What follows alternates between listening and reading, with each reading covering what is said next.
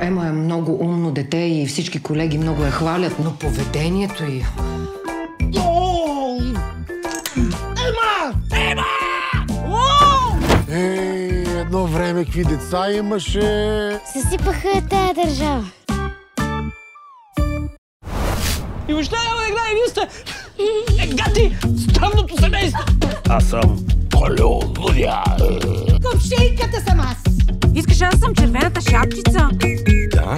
Само глупости ви учат в това училище. Калуяне! Димитре! Калуяне!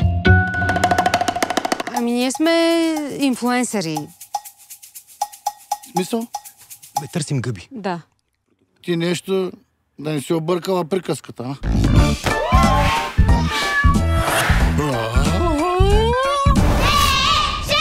Ако не се справяш, ще си загубя работата. Бабо! Хвърлия, може да те охапе! Да ухапе?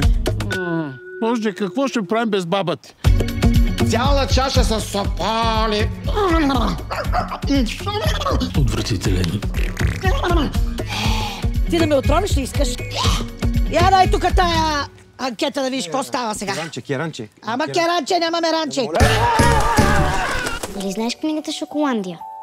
Знам я, да. Вярваш ми, че си имам въображаеми приятели, а не ми вярваш, че ти се извинявам? Are you talking to me, а? Абе, Любчо, ти колко си висок? Колкото толкова. Пубертета ще наваксам. Да, точно това му е хубавото на детството. Не е нужно да мислиш толкова, да се тревожиш, да се напрягаш. Обичам те, дядо. И аз те обичам. Гледайте семейната комедия Ема и Шоколандия.